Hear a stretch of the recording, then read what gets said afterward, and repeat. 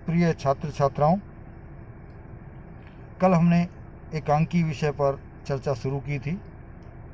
आज उसी विषय पर आगे बढ़ते हुए जहाँ पर हमने छोड़ा था वहाँ से प्रारंभ करेंगे। कल हमने एकांकी की परिभाषा समझी थी और एकांकी के तत्व कौन कौन से होते हैं और उन तत्वों के अंतर्गत किस बात को लिया जा सकता है, और उसके आधार पर हम एकांकी के जो विवेचना होती है एकांकी की उसको कर सकते हैं। अब आते हैं एकांकी के प्रकार या एकांकियों के भेद। ये हम सब जानते हैं कि एकांकी बहुत सी लिखी गई हैं, तो सब एकांकियाँ एक जैसी नहीं हो सकती। एकांकियों में उपस्थित तत्वों के आधार पर, विषय वस्तु के आधार पर या घटनाक्रम के आधार पर सभी एकांकियाँ अपना अलग अलग प्रभाव छोड़ती है और अलग अलग रूप भी एकांकियों के नज़र आते हैं। तो हम कह सकते हैं कि एकांकियों के भी बहुत से भेद या बहुत से प्रकार पाए जाते हैं। अब जब प्रकार की बात आती है कि एकांकियों में फिर कितने प्रकार होते हैं, एकांकियों के कितने भेद होते हैं, तो यहाँ मैं फिर कहूँगा कि विद्वान लोग इस मामले में कभी भी एकमत नहीं हो पाते हैं, क्योंकि जो आधार लेकर के आप चलेंगे उस आधार पे एकांकियों के अनेक भेद हो सकते हैं, या उन आधारों पे हमारा जो दृष्टिकोण है उस दृष्टिकोण के आधार पर एकांकियों के अनेक भेद हो सकते हैं कि हम किस विषय वस्तु को किस नज़रिए से देखते हैं।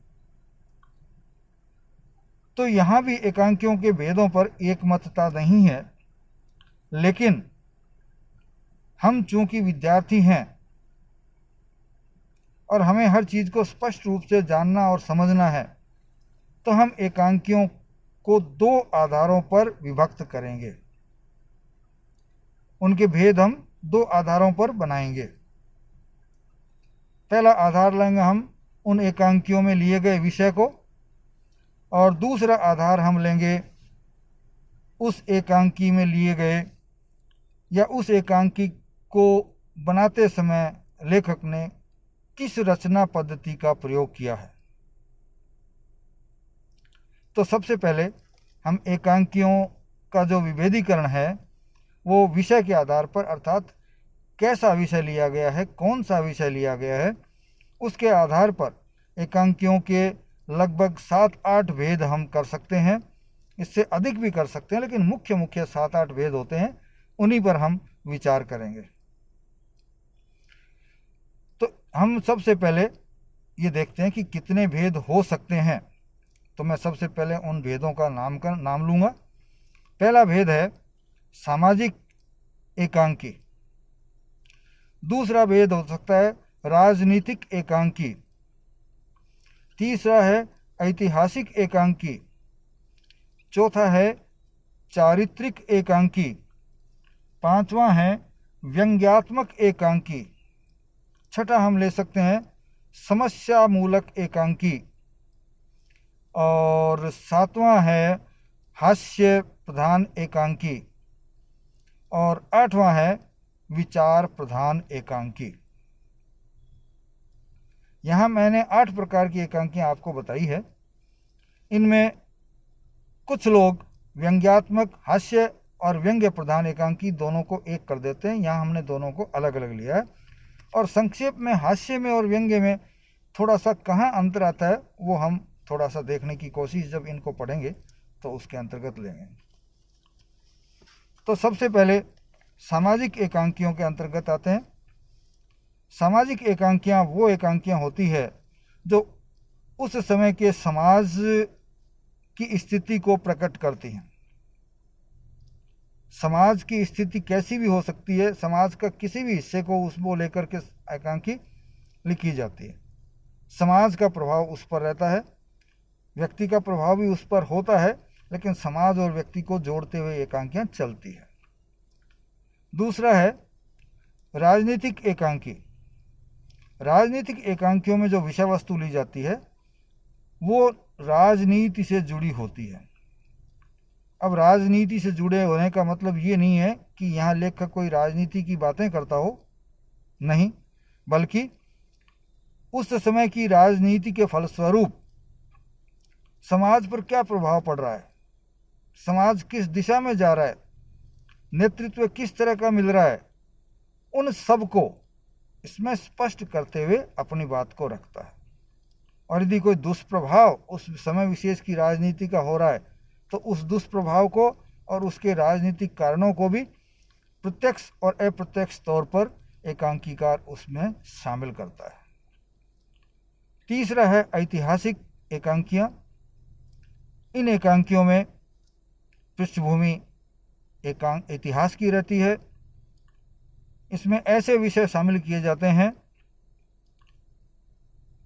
जिनमें कि ऐतिहासिक घटनाक्रम, ऐतिहासिक विचार और ऐतिहासिक प्रेरणा रहती है, और उनको आज के युग के साथ जोड़ करके एकांकियों में प्रस्तुत किया जाता है, ताकि उस समय की कोई अच्छाई या बुराई आज के लोगों के समक्ष आ सके और उसका उपयोग या तो हो सके या कोई कमी है तो उस कमी से बच सके।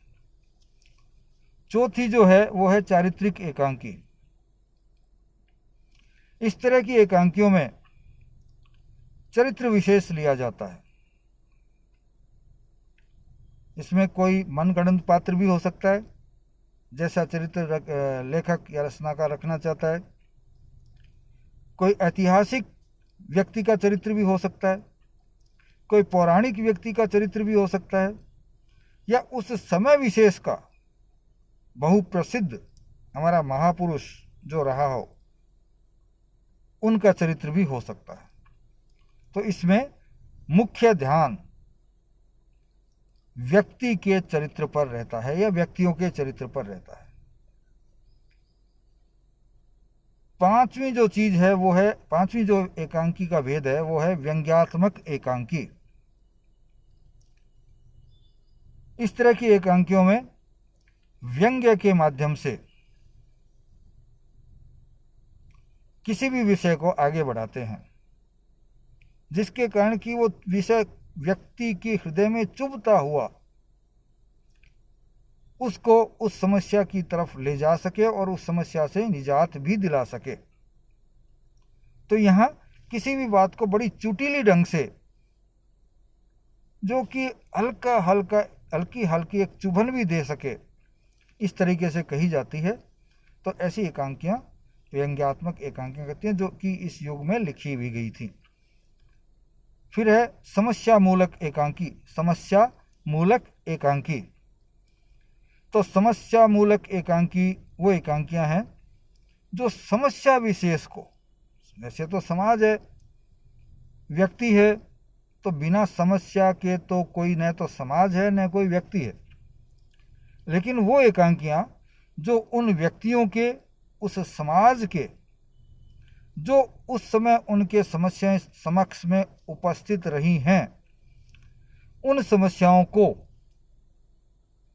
विशेष तौर पर विशेष ढंग से प्रस्तुत किया जाए या उन्हीं पे बहुत अधिक ध्यान देकर के एकांकी लिखी जाए, और फिर उन पर ही पूरा का पूरा नाटक या एकांकी केंद्रित रहे। उनको स्पष्ट भी किया जाए, समस्याओं को उभारा जाए, फिर समस्याओं का हल भी ढूंढा जाए। समस्याओं का हल ढूंढने के परिणाम स्वरूप क्या उपस्थिति, क्या स्थिति आई है, वो सब स्पष्ट किया जाए। तो ऐसी एकांकियाँ समस्या मूलक एकांकियाँ कहलाती है। फिर है हास्य प्रधान एकांकियाँ। हास्य प्रधान एकांकियाँ, तो अब एक सवाल उठता है कि व्यंग्यात्मक एकांकी आ गई, समस्या मूलक हास्य एकांकी आ गई, तो अंतर कहाँ है दोनों में? व्यंग्य होता है चुटीला, चुभता हुआ, गहराई लिए हुए, उसमें कोई चीज प्रत्यक्ष तौर पे नहीं कही जाती, जबकि हास्य में बिल्कुल हल्का फुल्का मूड होता है, जिसमें कि हंसी होती है, मजाक होता है, माहौल हल्का फुल्का होता है, तनावपूर्ण नहीं होता। तो इस तरह के माहौल में जो एकांकियाँ लिखी जाती है वो हास्य एकांकियाँ लिखती है। तो व्यंग्यात्मक एकांकियों में काफ़ी गहराई होती है, जबकि हास्य एकांकियों में इतनी गहराई नहीं होती। ये हल्के फुल्के हंसी भरे माहौल में लिखी गई होती है। फिर है विचार प्रधान एकांकी। हम सब जानते हैं कि कोई भी मनुष्य, कोई भी समाज बिना विचारों के नहीं रहता, और भावनाएं भी साथ साथ चलती है। लेकिन समाज में विचार और भाव दोनों में एक समन्वय रहता है, एक संतुलन रहता है। इसी तरह से साहित्य में भी भाव और विचार दोनों में संतुलन रहता है। लेकिन जो एकांकियां इस संतुलन में भावों की तरफ अधिक डिगती है तो उनको भावात्मक एकांकी कहते हैं या भाव प्रधान एकांकी कहते हैं। और जो विचारों की तरफ अधिक झुकी हो, हृदय की तरफ कम ध्यान दे रही हो, उन एकांकियों को विचार प्रधान एकांकी कहते हैं। अर्थात इनमें गहन विचार मिलते हैं, भावनाओं के ऊपर विचारों को वरीयता दी जाती है और वैचारिक आधार पर ही संपूर्ण एकांकी का घटनाक्रम घटित होता है और उसी को माध्यम लेकर के एकांकीकार अपनी बात को हमारे सामने स्पष्ट करता है। तो इस प्रकार से हमने देखा कि ये 8 प्रकार की एकांकियां हमने यहाँ देखी। इसके अलावा एक भाव प्रधान एकांकी भी आई, जैसे विचार प्रधान एकांकी है वैसे भाव प्रधान एकांकी भी हो सकते हैं, जिसमें भावनाओं का। इसी प्रकार से यदि आपके मस्तिष्क में कोई और आती हो बात, उसके आधार विषय वस्तु के आधार पे, तो आप उस विषय वस्तु को ले सकते हैं। जैसे कोई खेलों से संबंधित घटनाओं को लेकर के एकांकी लिखी जाती है तो फिर वो खेल प्रधान एकांकी हो जाती है। तो एकांकियों के भेद और भी बहुत से हो सकते हैं, लेकिन मुख्य भेद है वो हमने इसके अंतर्गत ले लिए हैं। अब है दूसरा जो आधार हम लेते हैं वो है रचना पद्धति, कि एकांकी की रचना किस पद्धति के आधार पर की गई है। जैसे दृश्य होते हैं तो उसके आधार पे भी है, भूमिका लिखी है या नहीं लिखी हुई होती है उसके आधार पे भी कर सकते हैं, प्रवक्ता द्वारा कोई उसमें सहायता दी जाती है या नहीं दी जाती वो भी होता है, और रंगमंच के आधार पर कि रंगमंच पे खेली जा रही हैं या रेडियो पे जा रही हैं या टेलीविज़न पे जा रही हैं या एकांपट एकांकी पढ़ने वाली हो जा रही है या पठन युक्त है, तो ऐसी भेद जो है रचना पद्धति के आधार के अंतर्गत हम रख सकते हैं। तो इस आधार पे हम इसके 5-6 भेद कर सकते हैं, या मैं अंतिम जो भेद बताऊंगा इन 6 में उसको आप अलग भेद मानते हुए भी, एक अलग आधार मानते हुए उसका एक अलग वर्गीकरण भी कर सकते हैं, लेकिन मैंने इसको रचना पद्धति के आधार पर ही शामिल करते हुए उसका उपभेद कर दिया है। रचना पद्धति के आधार पर पहला भेद है एक दृश्य एकांकी। एक बार में नाटक के सामने जो दृश्य में दिखाया जाता है उस एक दृश्य में पूरी हो जाए वो एकांकी, हमको दृश्य नहीं बदलना पड़े, तो ऐसी एकांकी एक दृश्य एकांकी कहलाती है। तो कुछ एकांकियां एक दृश्य होती है, और जब परिभाषाएं हमने देखी बहुत से लोगों की, हालांकि हमने इसमें नहीं लिया, इसमें भी आया है एक में कि एक दृश्य होता है, लेकिन जरूरी नहीं एकांकी में एक दृश्य ही हो, एकांकियों में अनेक दृश्य भी हो सकते हैं। तो इस आधार पर दूसरा भेद कौन सा हो जाता है, अनेक दृश्य एकांकी। तो 2 भेद एकांकियों के रचना पद्धति के आधार पर हमारे सामने अब तक उभर कर सामने आ गए हैं, एक दृश्य एकांकी और दूसरा अनेक दृश्य एकांकी। तीसरा जो एकांकी का रचना पद्धति के आधार पर है कि लेखक उसको किस तरह से दर्शकों के सामने, पाठकों के सामने लाता है। सीधा पात्रों के माध्यम से लाता है, पूर्व में कुछ नहीं बताता, तो वे सामान्य एकांकी होती है। उसको जिस तरीके से उसको लिखा गया उसके आधार पर जो भेद बनता है वो तो हम बना देंगे, लेकिन एकांकीकार एकांकी को प्रारंभ करने से पहले उसमें स्वयं उसकी भूमिका को तैयार करता है और उसके बाद उसका उपसंहार भी बताता है। तो इस तरह की एकांकियाँ भी लिखी गई हैं। तो ऐसी एकांकियों को हम भूमिका एवं उपसंहार युक्त एकांकी के रूप में लेते हैं। चौथा जो भेद है वो है प्रवक्ता युक्त एकांकी। आमतौर पर एकांकियां या तो लेखक खुद भूमिका कर देता है या फिर पात्रों के माध्यम से ही एकांकी आगे बढ़ती है या एकांकी का कथानक आगे बढ़ता है। लेकिन कुछ एकांकियां ऐसी भी रही हैं जिनमें एक प्रवक्ता होता है जो बीच बीच में आकर के उस एकांकी के कथानक को आगे बढ़ाता है। जहां कहीं ऐसा लगता है कि यहाँ कथानक आके रुक जाएगा, वहां वह प्रवक्ता अपनी बात के माध्यम से, अपने निर्देश के माध्यम से उस बात को आगे ले जाता है और एकांकी फिर गति पकड़ लेती है। तो ऐसी एकांकियां प्रवक्ता युक्त एकांकियां कहलाती है। तो ये हो गया चौथा भेद। पांचवा भेद है एक पात्रीय एकांकियां। ये तो हम जान चुके हैं कि एकांकी में पात्रों की संख्या कम होती है, सीमित होती है, लेकिन एक ही हो जरूरी नहीं है, दो भी हो सकती है, तीन भी हो सकती है, चार भी हो सकती है, पांच भी हो सकती है। लेकिन कुछ एकांकियां ऐसी होती है जिनमें सिर्फ और सिर्फ एक पात्र होता है। तो ऐसी एकांकियां एक पात्रीय एकांकियां कहलाती है। हालांकि ऐसी एकांकियां लिखा जाना कठिन है और उसको लोगों तक प्रकट किया जाना और भी कठिन है। अब जो छठा भेद मैं लेता हूं वो है रंगमंच से संबंधित एकांकियां।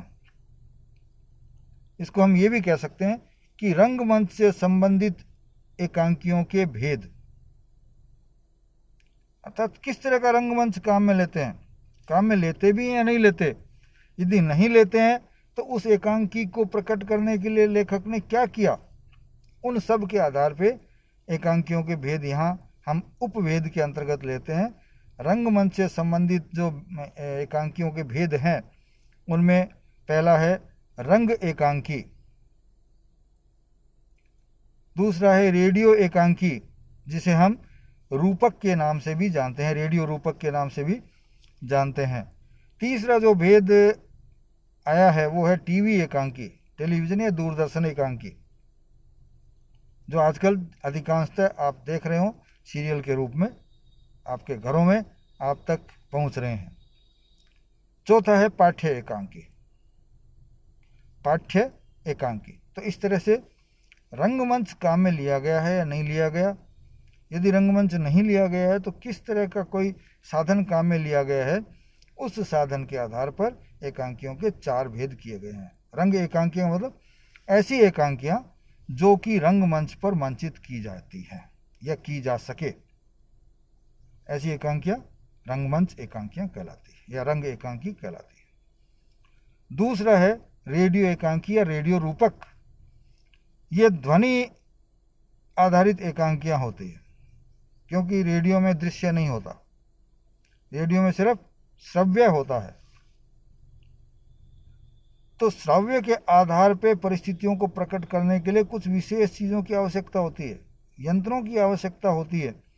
तो एकांकीकार इसमें इस संबंध में जो नाटक को रेडियो के लिए तैयार कर रहा होता है उसको वह नाटककार निर्देशित करता है कि इस तरह के उपकरणों के माध्यम से इन बातों को स्पष्ट किया जा सकता है। जैसे झरने को प्रभावित करने के लिए वैसी ही ध्वनि निकाल लेंगे जैसे कि पानी के झरने की होती है, या रात के दृश्य को बताना है तो उस समय झिंगुरों की आवाज़, कुत्तों के रोने की आवाज़ शामिल हो सकती है या डरावनी आवाज़ें उस समय हो सकती है। इसी तरह से सुबह का समय दिखाना है तो मंदिरों की घंटियां वगैरह बजाती हुई चिड़ियों की चहचहाट वगैरह दिखा देते हैं।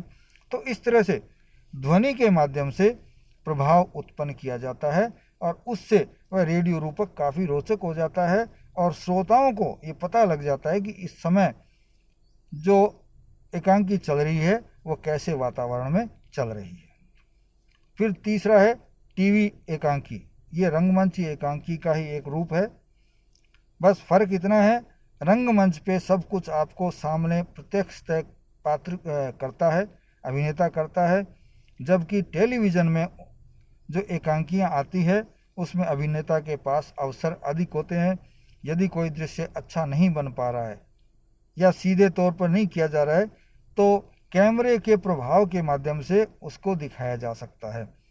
तो टेलीविज़न एकांकियाँ भी लिखी जा रही हैं जिसमें ऐसे ऐसे दृश्य जो वास्तव में एकांकी के लिए संभव नहीं हो सकते वो भी इसमें आ जाते हैं। चौथी जो एक है पाठ्य एकांकी, जो न तो दिखाई जाती है, न सुनाई जाती है, न तो रेडियो पर सुनाते हैं, न किसी मंच पर सुनाते हैं, न किसी टेलीविज़न पर प्रसारित होती है, बल्कि ऐसी एकांकियाँ सिर्फ इस तरह से लिखी जाती हैं जिससे कि पाठक पढ़कर ही उनसे जो पाना चाहता है वो प्राप्त कर ले। तो ऐसी एकांकियाँ जो सिर्फ पढ़ने के लिए लिखी जाती है वो पाठ्य एकांकियाँ कहलाती है। तो इस तरह से विषय और रचना पद्धति के आधार पर हमने नाटकों के या एकांकियों के भेद किए।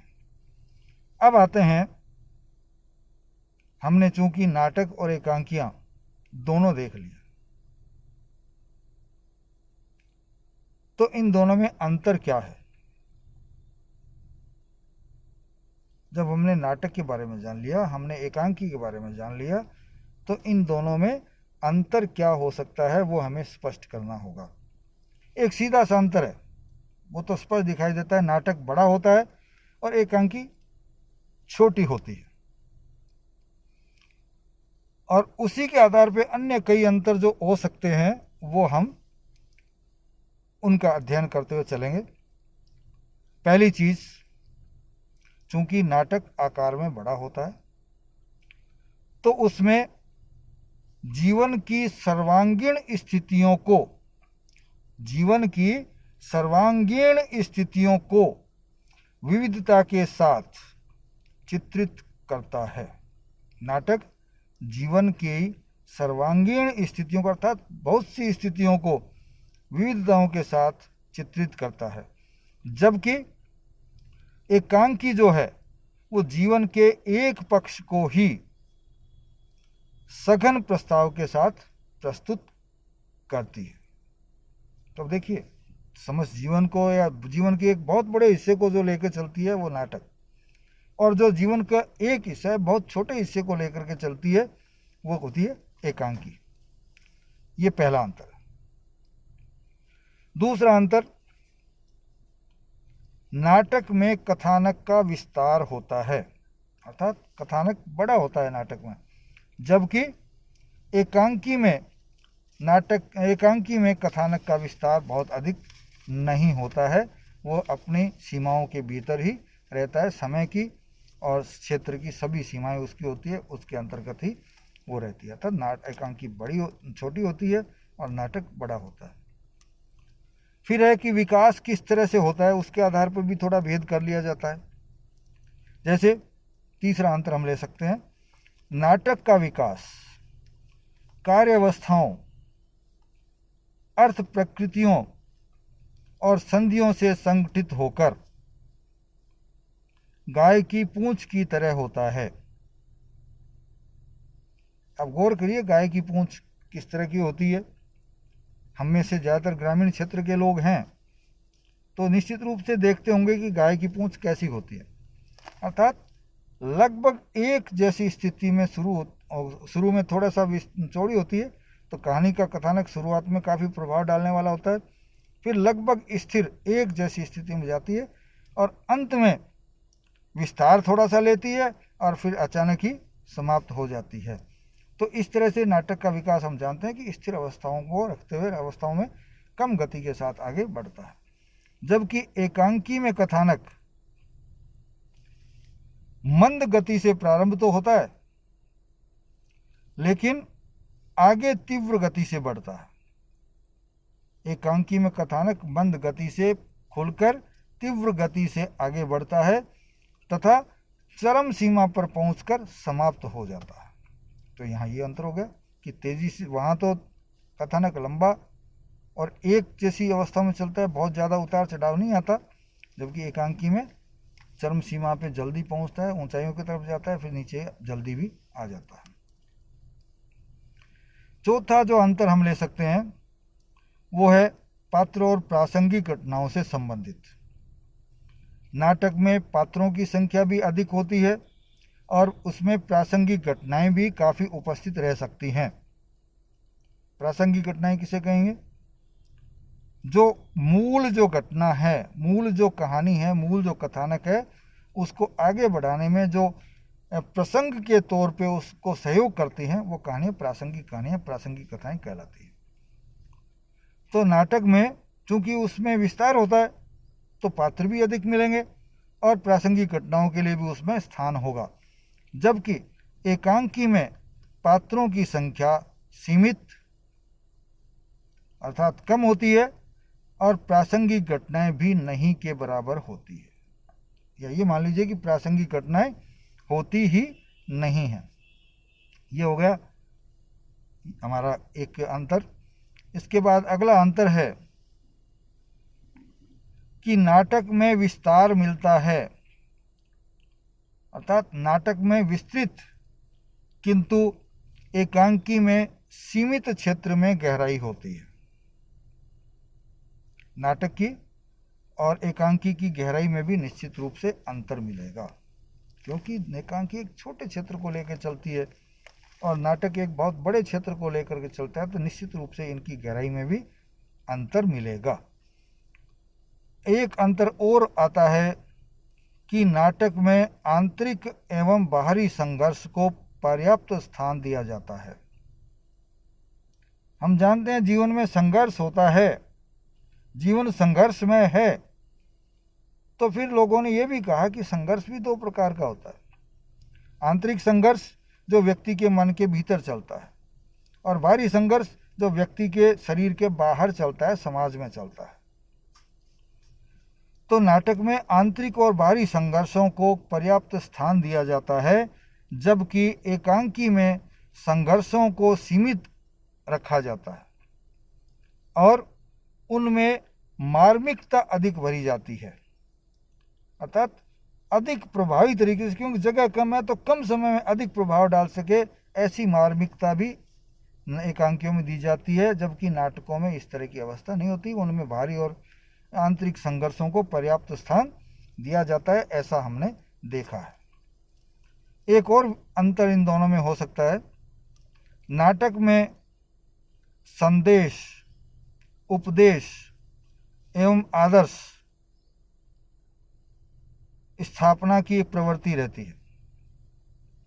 एक सी बात है, संदेश हो, उपदेश हो या जीवन उस समय के आदर्श हो, उनकी स्थापना की एक उत्कंठा नाटकों में रहती है, जबकि एकांकी में इनकी बजाय ऐसा नहीं है कि संदेश देने की प्रवृत्ति एकांकियों में बिल्कुल नहीं है, या आदर्श स्थापित करने की बात एकांकियों में बिल्कुल नहीं आती है, लेकिन उन पर अधिक जोर नहीं दिया जाता। आएगी भी तो उसमें किस तरीके से आएगी? एकांकी में कौतूहल, जिज्ञासा और विस्मय, ये तीन अधिक मात्रा में मिलेंगे, और जिन एकांकियों में ये होता है वही एकांकी की सफलता की कुंजी भी माना जाता है। अर्थात जिस एकांकी में कौतूहल अधिक हो, जिस एकांकी में जिज्ञासा अधिक हो, जिस एकांकी में विस्मय अधिक हो, तो ऐसी एकांकी अधिक सफल एकांकी मानी जाती है।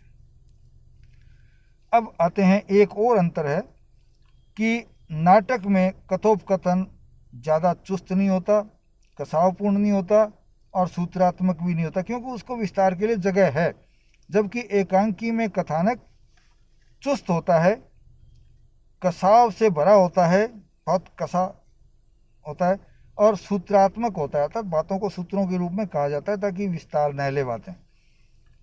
एक अंतर और हो सकता है, वो है घटना प्रवाह और चरित्र विकास जब कथानक में होता है तो वो नाटक में इस तरह से होता है कि उसमें उतार और चढ़ाव बहुत धीरे धीरे आते हैं, जबकि एकांकी में घटना प्रवाह हो चाहे चारित्रिक विकास हो, उन दोनों में ही उतार चढ़ाव काफ़ी मात्रा में रहता है। फिर एक विस्तृत होती है, एक संक्षिप्त में होती है, तो उसमें एकता और घनत्व का अंतर भी आपको मिलेगा। तो नाटक के कथानक में एकता और घनत्व में केंद्रीयता का तत्व कम होता है। नहीं होता हम नहीं कहेंगे, लेकिन एकांकी की तुलना में कम होता है। तो एकांकी में नाटक की तुलना में कथानक में एकता पाई जाती है, घनत्व अधिक पाया जाता है, या इनका केंद्रीय भूतता इन दोनों की ही एकांकी में अधिक होती है। और द्वंद्व की दृष्टि, अगला अंतर जो हम द्वंद्व की दृष्टि से रख सकते हैं, द्वंद्व मन के भीतर करें न करें है नहीं है, ये द्वंद्व जीवन के हर क्षेत्र में चलता है। तो नाटक में इन द्वंद्वों को बहुत तेजी से नहीं दिखाया जाता। आते हैं द्वंद्व, लेकिन पर्याप्त समय होता है उन चीज़ों को हल करने के लिए, इसलिए वो द्वंद्व उभर करके सामने नहीं आते। जबकि एकांकी जो है द्वंद्व की दृष्टि से बहुत ही गतिशील और एकांतिक प्रभाव से संपन्न होती है। तो इसी के साथ हमारा ये आज का जो संबोधन है यहीं समाप्त करता हूँ मैं। लेकिन उससे पूर्व मैं यहाँ जो प्रश्न बन सकते हैं उन पर आपको ज़रूर करूँगा कि विषय के आधार पर एकांकियों के कितने भेद होते हैं, स्पष्ट कीजिए। या रचना पद्धति के आधार पर एकांकियों के आप कितने भेद कर सकते हैं, विचार व्यक्त कीजिए। या सीधा सा पूछ लेते हैं, विभिन्न आधारों पर एकांकियों के कितने भेदों के बारे में आप जानते हैं, स्पष्ट कीजिए। तो एकांकियों के भेद यहाँ हो जाते हैं। फिर है नाटक और एकांकी में क्या अंतर हो सकता है, क्या अंतर होता है, ये भी आपको जानना है, क्योंकि ये प्रश्न अक्सर पूछे जाते हैं। तो आप इन प्रश्नों को हल कीजिएगा, दोबारा से सुनिएगा, 3 बार सुन लीजिएगा, आवश्यकता पड़े तो अनेक बार सुन लीजिएगा। लेकिन इन प्रश्नों के उत्तरों को, साथ में कोई आपके सहायक पुस्तक होगी उसको ले लीजिए। सहायक पुस्तकों के सहयोग से आप इन प्रश्नों के उत्तरों को बहुत अच्छी तरह से तैयार कर सकते हैं। अधिकांश चीज़ें यहाँ स्पष्ट, व्याख्यान इसलिए होता है कि जो चीज़ें पढ़ने से आपके समझ में नहीं आती है उनको यहाँ हम स्पष्ट कर सकें। क्योंकि हम रूबरू नहीं हो पा रहे हैं, आप मेरे से सीधे प्रश्न नहीं कर पा रहे हो, लेकिन फिर भी कुछ समझने का प्रयास है। व्हाट्सएप पे या आप जो हमारे जो व्याख्यान डाले जा रहे हैं मल्टीमीडिया में, उन पर जाकर के आप हमसे प्रश्न भी पूछ सकते हैं। अपना स्पष्ट उत्तर, कहीं आप उलझन में हैं तो उस उलझन को दूर कर सकते हैं। जय हिंद,